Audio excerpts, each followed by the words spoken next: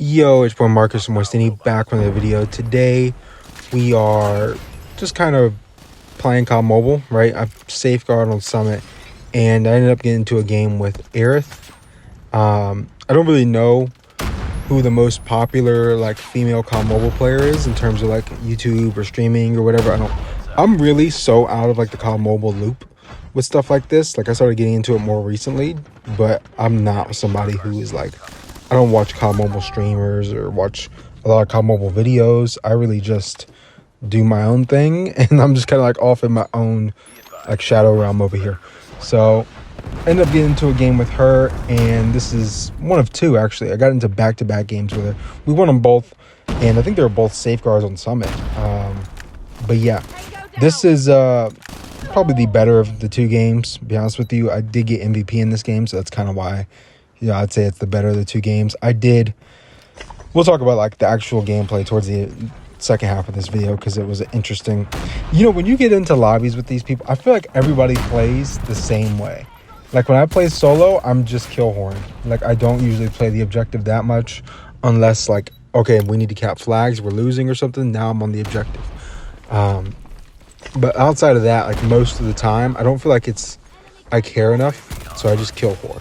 You know what I mean? I'm just here to get as many kills as possible or do whatever challenge I'm trying to do. You know, if I need 10 kills in a game with the UL 736 or something like that, so I can get a diamond. But here, playing with these people, and you know, she's probably playing with a couple other really good players, so it made it to where it was like they're kill whoring, so somebody has to play the objective. And on the offensive side, like right now we're on defense, so I can kill whore. Right, we can just push them back into their spawn. If it weren't for the insanely long spawn protection that's in this game mode, it would be a lot worse for this other team. But since spawn protection is so terrible, they're able to actually make it out of their spawn without dying. Because it's just, I feel like spawn protection and safeguard and frontline is too long. They need to cut that time in half. Okay, if you want them to have spawn protection, fine. Give them 2 seconds max. Right, 2 seconds max. You don't die the second you spawn in. You know what I mean? There's not like bugs where I can literally be aiming at you from behind you in your spawn and you'll spawn in front of me and I can kill you that way. So I think they need to, you know, nerf that, right? And we did have some rounds. I think in our other game that I played with them, like we won the control round like 24-8, right? 24 lives for our team, 8 lives for their team. They could not get out of spawn. So I get it, but I do think spawn protection in a ranked game mode is terrible. I don't think that should happen. Frontline is like the introductory ranked game mode, so I feel like that makes sense. You know, if you want to play against the worst players in ranked, just play TDM and Frontline because those are the easier modes, and you will generally find them there. Like they're pretty bad. I feel like a lot of my ranked nukes have come from TDM and Frontline. So if you do want to drop a nuke, that's where I would go. Play TDM and Frontline at like 7 o'clock in the morning. And those players will be terrible. That being said, with this gameplay, I do feel like I do use the MG42 a lot. This is probably my favorite or best gun or whatever you want to refer it to. I know you guys probably see this in all of my gameplays recently just because like anytime I need to do well, I just whip this thing out and I will do just fine. Not necessarily if I have to try harder. I'm just better with this gun, so it doesn't necessarily require the same amount of effort.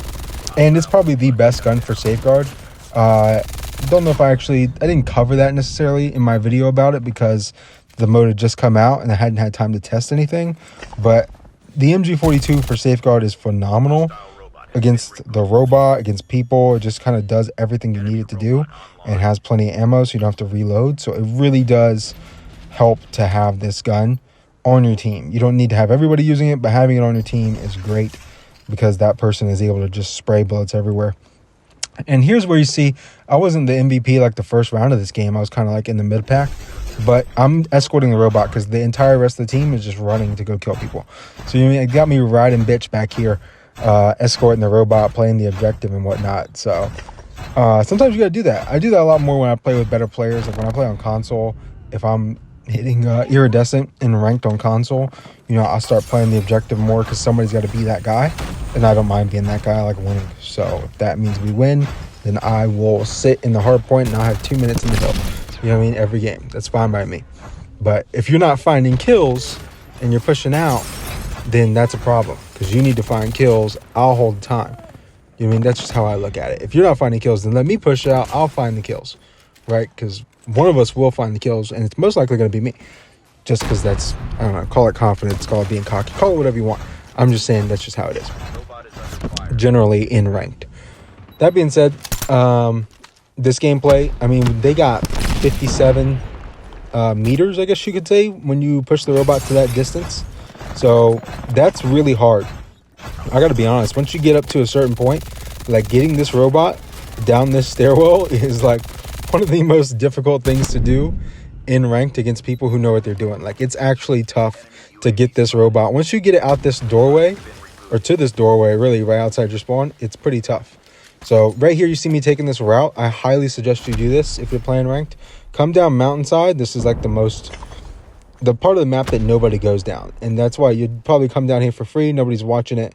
Come up behind them, and they'll all be by stairs like this, and you get a couple of freebies. Just shoot them in the back, and once you shoot these 2 guys, 3 guys, 4 guys, how many people are just chilling right here, then turn around immediately, because they will spawn right there. They will literally spawn right where I'm putting with spawn protection, and you'll be in a gunfight immediately. So I do hate that. I wish these safeguard spawns were a little more not necessarily punishing. I think that spawn's actually fine. I just don't think that if you spawn there, you shouldn't have spawn protection, because I just killed you. I'm in the middle of the map and you're right there with spawn protection. Now I can't physically kill you because the game won't allow me to. That's terrible. Okay, that's the problem. That spawn, people may not like that. I don't think it's great, but if they're gonna have that, then they gotta get rid of the spawn protection, because I can't be taking gunfights in mid-map against people I can't physically kill. Does that make sense? So that's just one of my issues with this game mode in general. I was probably losing full in this gameplay because nobody else was touching the robot, and I was like, can somebody help me move the robot? I moved it all the way out of spawn. Can somebody else touch it so I can get it out of here? Because I was playing that much OBJ right here. Also kind of wanted to note how the points work for this robot. When you're activating it and when you're moving it, you do get a lot of points, and that can really help you get some streaks going. So I do want to mention that, man. If you push the robot like out of spawn and get those points to start the round, and then fight your way out of spawn and hit that flank down the mountainside, you come back, kill a couple people from behind, like that's a really good way to break off a round. I'm probably giving y'all too much in terms of helping you, but like that's a really good way to do it. That's what I've started doing. It's really worked some wonders in terms of like how I play Summit Safeguard. And since Summit Safeguard pops up a lot, like way more than the other Safeguard maps, I think, did they take Seaside out of the rotation for Safeguard? I hate that. I don't know why they did that. That's terrible. I love Seaside, and it was so much fun to play it for Safeguard, so I hope they bring that back. A lot of these Safeguard maps kind of play that same way, where you can take that same kind of route off the start of the round. So hopefully people kind of take note of that and understand like how the game mode plays a little bit better.